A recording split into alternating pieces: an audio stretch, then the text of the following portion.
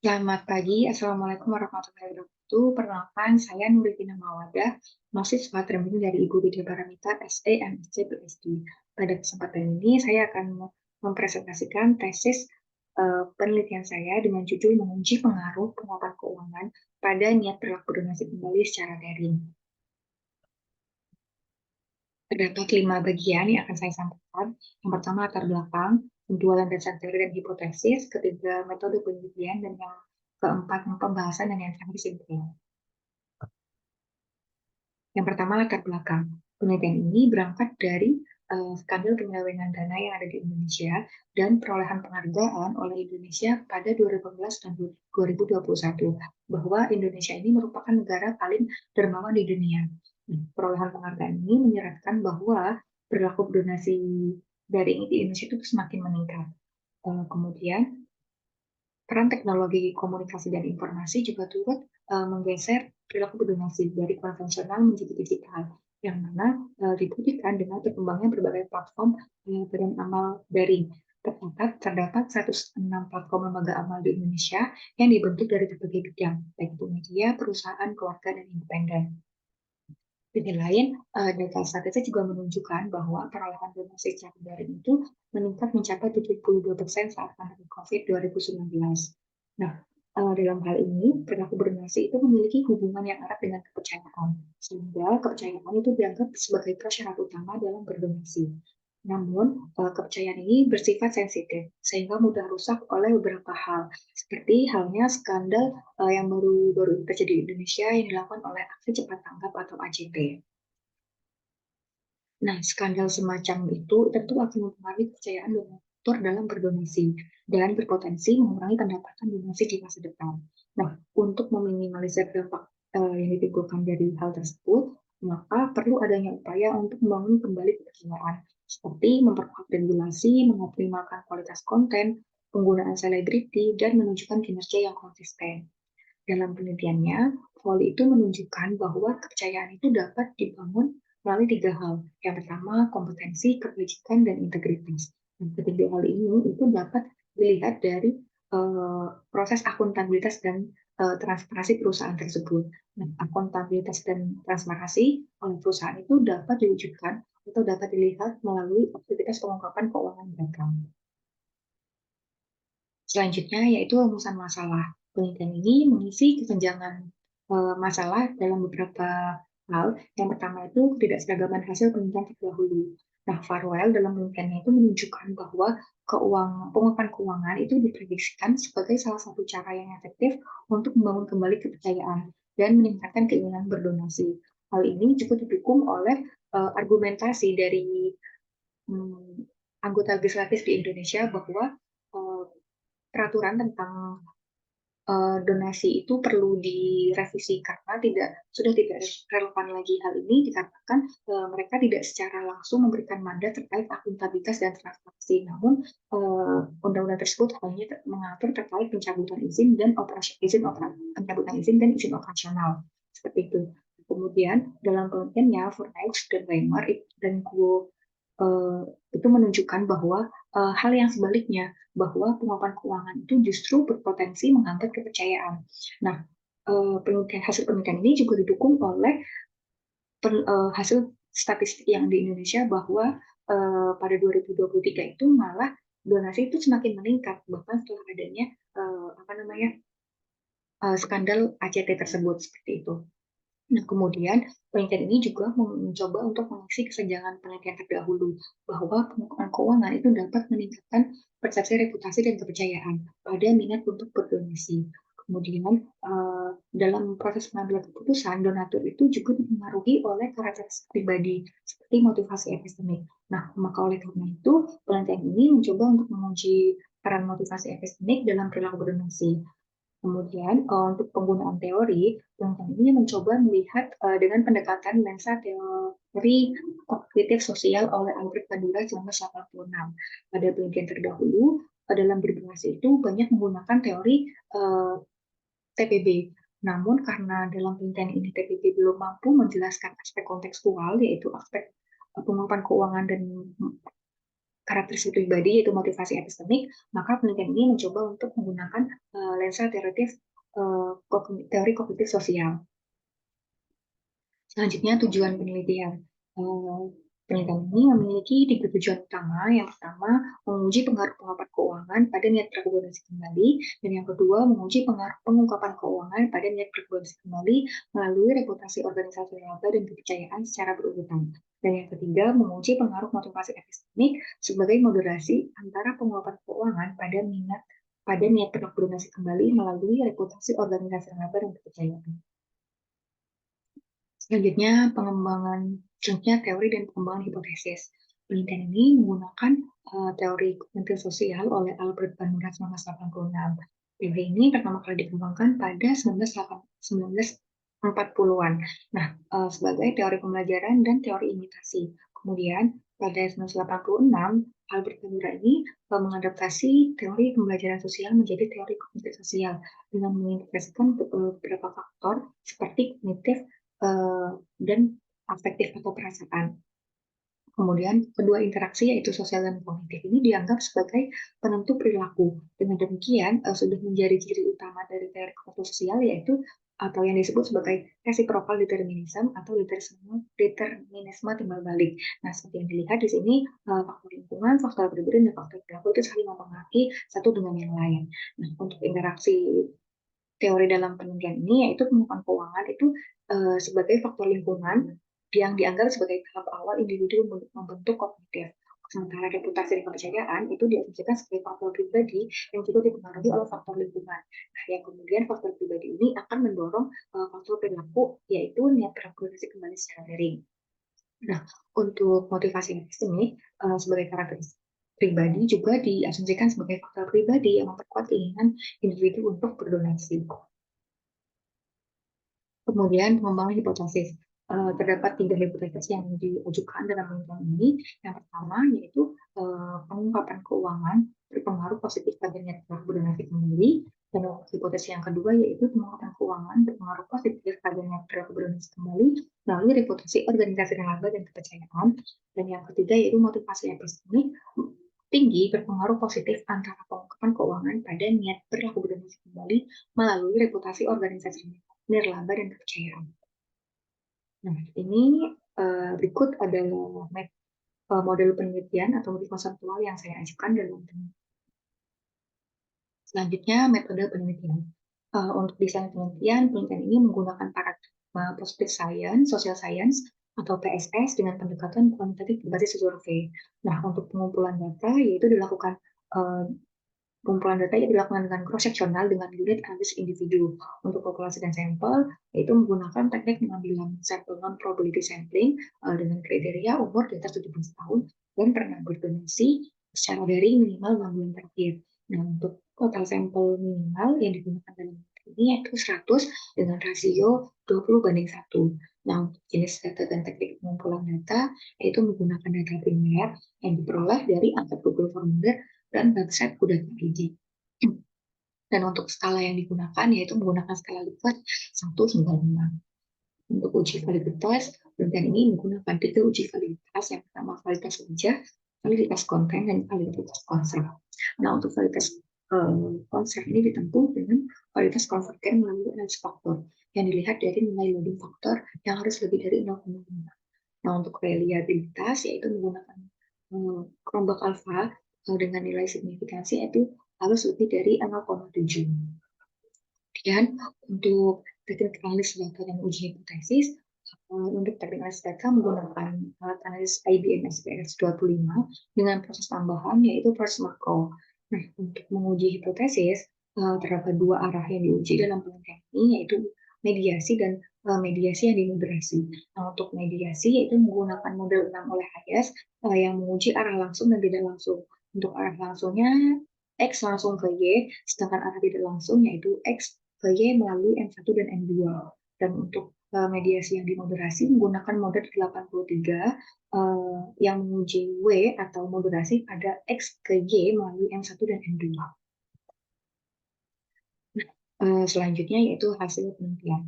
Nah, untuk sebaran data responden di sini terkumpul data sebesar 405 458, namun yang digunakan dalam penelitian ini atau yang valid dilakukan pengujian selanjutnya itu hanya 88% atau dengan jumlah 404 data, sedangkan 12% sisanya itu tidak dapat digunakan. Hal ini karena pada proses penyaringan responden itu tidak memenuhi syarat yang saya tentukan. Yang pertama itu tidak pernah berdonasi secara daring, dan yang kedua itu mereka berdonasi lebih dari 6 bulan. Kemudian untuk karakteristik responden, mayoritas responden di sini berjenis kelamin perempuan dengan persentase 67%. Nah, untuk usia responden di sini, mayoritas responden itu didominasi oleh generasi milenial dengan usia 17 hingga 27 tahun dengan persentase 86%. Hal ini dapat dikarenakan karena uh, dalam generasi milenial ini mereka lebih sering menggunakan teknologi dan sosial media sehingga memudahkan mereka dalam berdonasi. Selanjutnya yaitu untuk pekerjaan mayoritas sebagai mahasiswa S1 atau S2 dengan persentase 50%. Dan untuk pengeluaran rata-rata yaitu 0 hingga 1 juta dengan persentase 36%. Hal ini mungkin dikarenakan karena responden mayoritas milenial sehingga mereka pengeluarannya tidak terlalu banyak dan masih bergantung oleh orang tua mereka sendiri. Untuk pendidikan mayoritas yaitu strata S1 dengan persentase 45%. Nah, untuk domisili penelitian ini didominasi oleh masyarakat dari Jawa Timur dengan persentase 32%. Nah, berikut adalah statistik deskriptif dalam penelitian ini.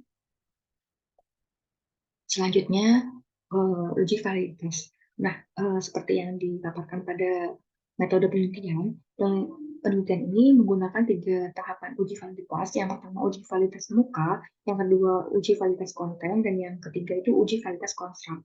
Nah, uji validitas konstruk itu ditempuh menggunakan validitas konvergen yang dilihat dari nilai analisis faktor harus lebih dari 0,5. Nah, namun sebelum untuk melakukan analisis faktor disarankan menggunakan atau menguji MSA dan Bartlett test terlebih dahulu, yang mana mengaji pada Hare et al. 2014, nilai MSA itu harus lebih dari 0,5 dan nilai Bartlett test itu harus lebih dari 0,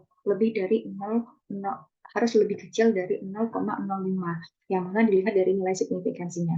Nah, dilihat di sini dari nilai MSA-nya terlihat dalam penelitian ini memiliki nilai 0,949, dan untuk nilai Bartlett yang dilihat dari signifikansinya yaitu 0,0, sehingga dapat disimpulkan bahwa dapat dilanjutkan ke analisis faktor.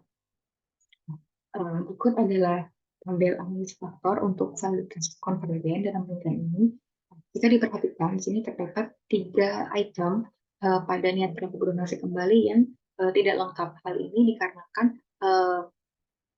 pada proses uji analisis faktor ini 3 item lainnya itu tidak mengelompok sesuai dengan dimensi niat berlaku donasi kembali, sehingga dikecualikan atau dieliminasi pada tahap ini. Sehingga dan untuk tahap berikutnya itu diikutkan dalam pengolahan atau uji yang lainnya seperti itu.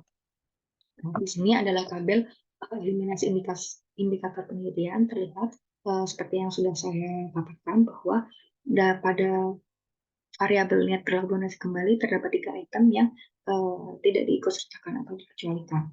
Nah, kemudian untuk uji reliabilitas yang dilihat dari nilai Cronbach alpha yang harus lebih dari 0,7, di sini penelitian ini memiliki rentang nilai Cronbach alpha yaitu 0,77 sekian hingga 0,94 sekian, sehingga dinyatakan untuk uji reliabilitas dianggap reliable. Kemudian untuk pembahasan dari ketiga hipotesis yang diajukan di sini, untuk hipotesis pertama yaitu pengungkapan keuangan pada niat berlaku donasi kembali diperoleh hasil yang signifikan. Temuan ini konsisten dengan penelitian Kurah et al. Dan Farwell et al. 2019 bahwa pengungkapan keuangan itu dapat meningkatkan minat untuk berdonasi kembali pada waktu atau tahun berikutnya. Nah, untuk Hipotesa yang kedua, yaitu penguatan keuangan melalui reputasi organisasi laba dan kebijakan, ini juga ditemukan signifikan. Temuan ini juga mendukung penelitian terdahulu yang dilakukan oleh Young dan Card dan Pura et al. Bahwa penguatan keuangan dan bahwa persepsi reputasi dan kepercayaan akan meningkat setelah adanya penguatan keuangan, sehingga secara otomatis reputasi dan kepercayaan ini akan meningkatkan atau mendorong niat untuk berdonasi kembali. Nah, sedangkan untuk hipotesa yang ketiga, yaitu motivasi epistemis sebagai moderasi, itu tidak ditemukan tidak signifikan dalam penelitian ini. Hal ini uh, untuk motivasi epistemik dalam penelitian lain seperti persepsi karyawan terhadap pemimpin dan karya seni itu memiliki pengaruh yang signifikan. Namun berbeda halnya dengan penelitian ini, bahwa dalam berdonasi individu itu tidak dipengaruhi oleh karakteristik masing-masing. Teman ini juga mendukung penelitian terdahulu yang dilakukan oleh Matthew et al. 2021 bahwa motivasi epistemik itu tidak secara signifikan memoderasi hubungan tidak langsung. Selanjutnya yang terakhir yaitu simpulan. Nah, penelitian terdapat beberapa simpulan, namun di sini saya menggunakan beberapa poin, menyimpulkan dengan beberapa poin. Yang pertama, penelitian ini berangkat dari fenomena skandal penyelewengan dana dan peningkatan perilaku berdonasi di Indonesia, yang mana penguatan keuangan dalam penelitian ini diprediksikan sebagai salah satu faktor penentu donatur dalam berdonasi. Nah, keterbukaan informasi keuangan merupakan salah satu cara yang efektif bagi organisasi dalam meminimalisir asimetri informasi dan membantu menjaga hubungan antara keduanya, yaitu organisasi dan masyarakat atau donatur. Nah, selain itu, persepsi konsumen terhadap reputasi dan kepercayaan itu turut meningkat secara signifikan ketika adanya praktik penguatan ini diterapkan oleh perusahaan, sehingga niat berdonasi untuk kembali itu yang dirasakan oleh konsumen itu semakin tinggi. Nah, ya, untuk yang ketiga, yaitu motivasi epistemik sebagai karakteristik individu tidak memberikan pengaruh yang besar, sehingga dalam berdonasi itu masyarakat mengecualikan hal tersebut dan lebih mengedepankan afektif mereka seperti perasaan peduli dan tetap saling berbagi terhadap sesama. Selanjutnya, implikasi. Penelitian ini memiliki 3 implikasi penelitian. Yang pertama, kontribusi empiris, yang kedua kontribusi teoritis, dan yang ketiga kontribusi praktis. Nah, untuk kontribusi empiris, pengungkapan sendiri itu dapat dimanfaatkan secara maksimal sebagai strategi jangka panjang untuk mempertahankan donatur dan meningkatkan pendapatan donasi mereka. Nah, penelitian ini juga mengisi kesenjangan literatur sebelumnya tentang reputasi organisasi laba dan kepercayaan sebagai mediasi, sehingga reputasi kepercayaan ini merupakan salah satu hal yang penting untuk dipertahankan dan terus dikembangkan oleh perusahaan. Selain itu, untuk niat perilaku produksi kembali merupakan salah satu penentu berjalannya suatu organisasi laba. Mengapa? Karena operasional organisasi itu tidak ditentukan dari pertama kali donatur berdonasi, namun bagaimana donatur terus bersedia memberikan dana secara berulang kepada organisasi. Untuk kontribusi teoritis, penelitian ini memberikan penjelasan bahwa pengungkapan keuangan sebagai aspek kontekstual itu mampu mendorong minat masyarakat dalam berdonasi. Pengungkapan keuangan yang dilakukan secara konsisten oleh perusahaan itu akan dianggap mencerminkan perusahaan yang sehat secara keuangan. Dengan begitu dapat mendorong perilaku, yaitu niat perilaku donasi kembali. Hal ini sejalan dengan teori kognitif sosial bahwa faktor lingkungan dapat mempengaruhi faktor perilaku. Selanjutnya, kontribusi empiris. Nah, dalam berdonasi, donatur itu lebih mengedepankan afektif atau emosional mereka.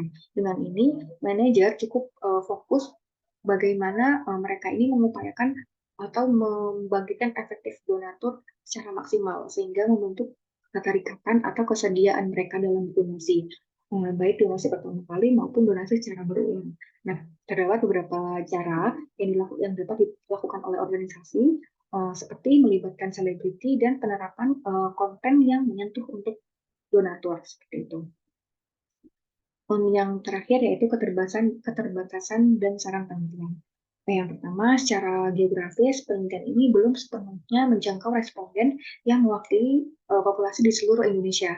Hal ini dikarenakan terbatasnya akses dan waktu yang untuk melakukan penelitian ini, sehingga diharapkan penelitian selanjutnya itu lebih mempertimbangkan metode pengumpulan data yang lebih efisien dari segi sebaran wilayah di Indonesia. Yang kedua, dari segi kriteria populasi dan sampel, penelitian ini hanya terbatas pada masyarakat yang pernah berdonasi secara daring. Namun untuk masyarakat yang belum pernah berdonasi secara daring, dan baik secara langsung, yaitu uang tunai atau melibatkan fisik atau volunteer itu belum terkonfirmasi secara baik. Sehingga diharapkan penelitian selanjutnya itu dapat memperluas jangkauan populasi dan karakteristik sampel penelitian. Dan yang ketiga yaitu penelitian ini belum berhasil membuktikan pengaruh moderasi motivasi epistemik terhadap hubungan tidak langsung antara penguatan keuangan dan niat berkontribusi kembali melalui reputasi dan kepercayaan. Sehingga penelitian di masa depan itu diharapkan mempertimbangkan variabel lain untuk menjadi pendorong yang atau memperkuat keinginan konsumen untuk berdonasi kembali. Baik, cukup sekian yang saya sampaikan. Kurang lebihnya mohon maaf. Terima kasih. Wassalamualaikum warahmatullahi wabarakatuh. Selamat selalu.